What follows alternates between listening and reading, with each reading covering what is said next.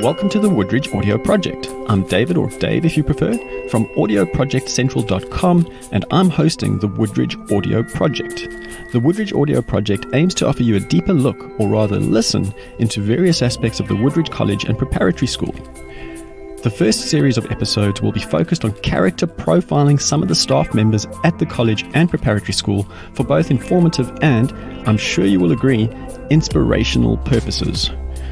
Please do share the Woodridge Audio Project episodes with friends and family by sending episode links or news of the episodes to everyone you know in every way possible. Social media, email, WhatsApp, word of mouth, carrier pigeon, gossip, telepathy, and whatever else you may use. Please do click like for the episodes at whichever platform you are using to access them. For more information about Woodridge or to contact the team, visit www.woodridge.co.za. The guest for this episode is Mr. Lesego Mkhwanazi, who is a music teacher, voice coach, and choir master at Woodridge College. The interview kicks off with his answer to my question about his background and how he ended up at Woodridge.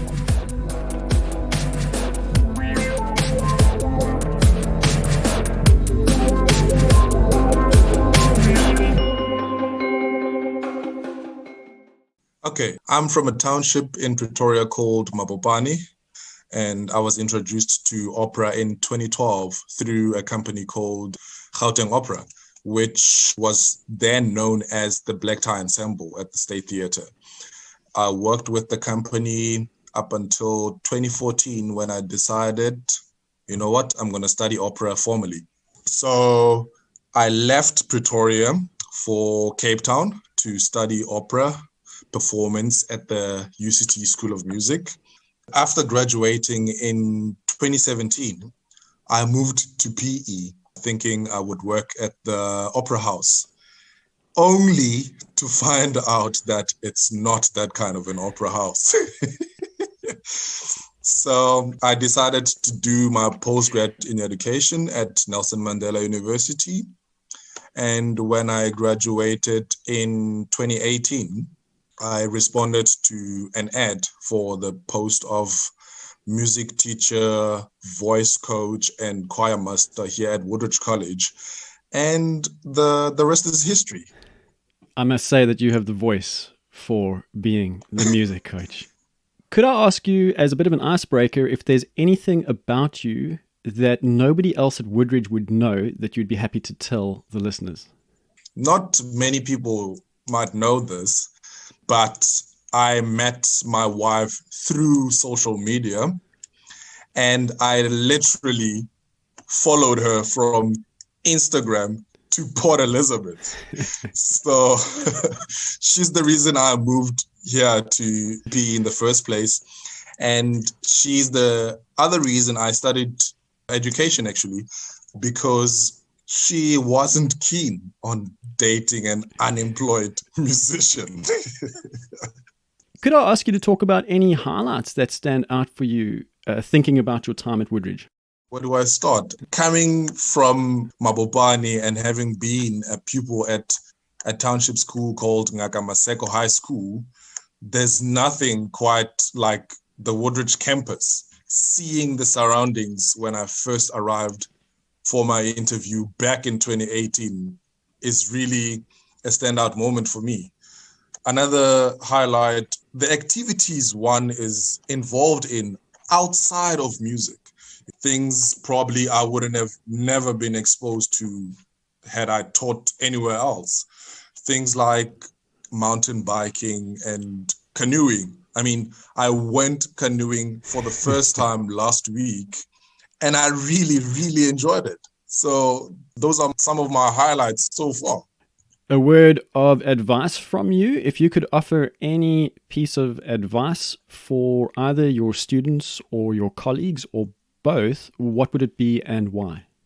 I would say never let anyone or anything make you feel like you are not enough or make you feel unworthy of doing what you love. When I was 8 years old in grade 3, I was told by a teacher in front of the entire school choir that I couldn't sing. and I shouldn't continue singing ever. So being that young and being told something like that by a teacher made me lose confidence completely in my singing, because I believe what she told me. But thankfully, I found my confidence somehow, and again, I managed to pursue my dreams. How did that experience and lesson for you shape the way that you interact with your own students?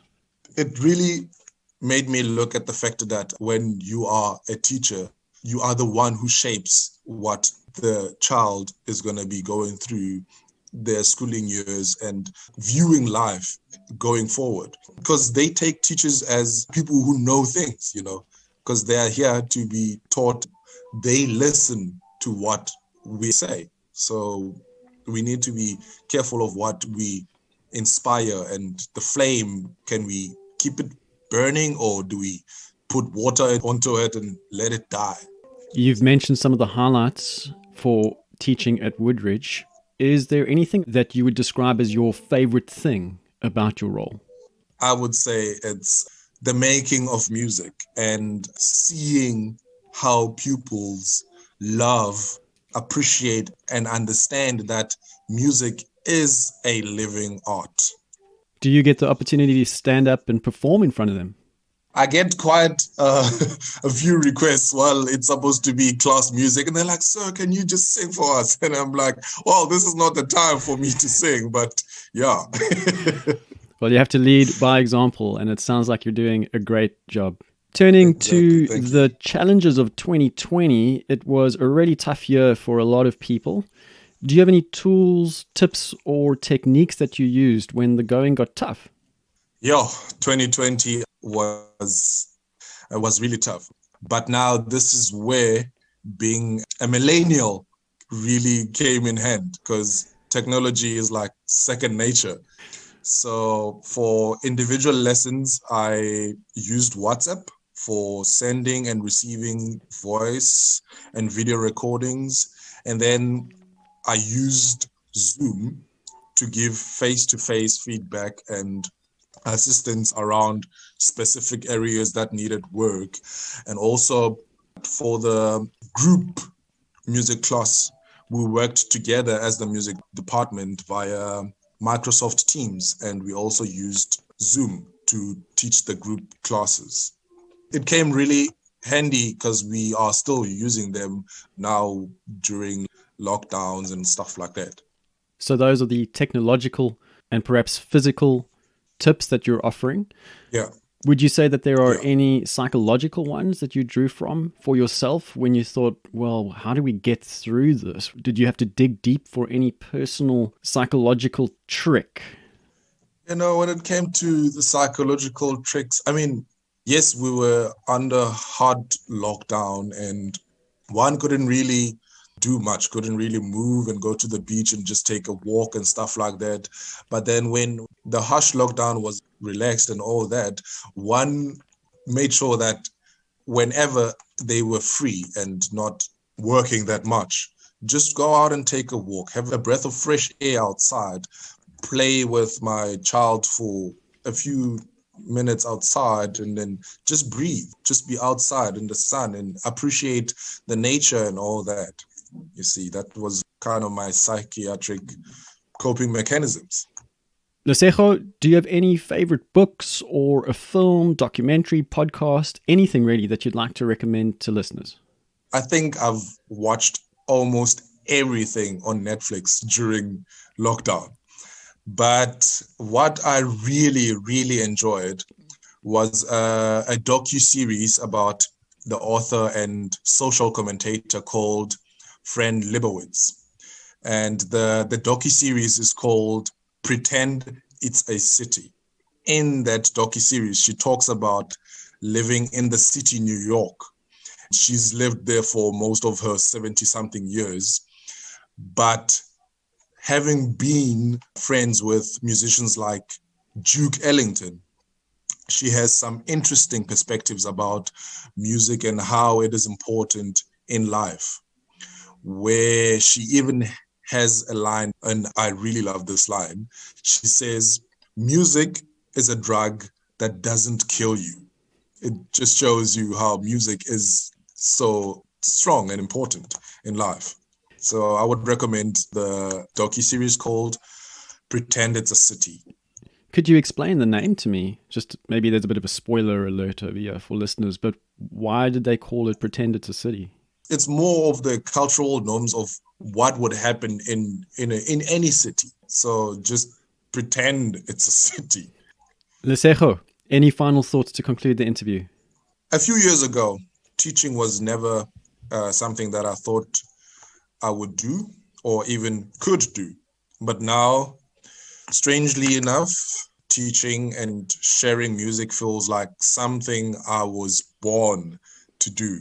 And I can honestly say I feel fortunate that my introduction to being an educator was at a school like Woodridge. And it has really raised the bar and it has set the tone for me going forward in life.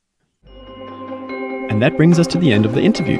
Thanks for listening, and please do remember to share the episodes and relevant social media posts with your friends and family, and like the episodes at whichever social media platform you found them on. If you have any follow-up questions, head over to www.woodridge.co.za, where you will find the contact details for the school, and you can contact me at www.audioprojectcentral.com.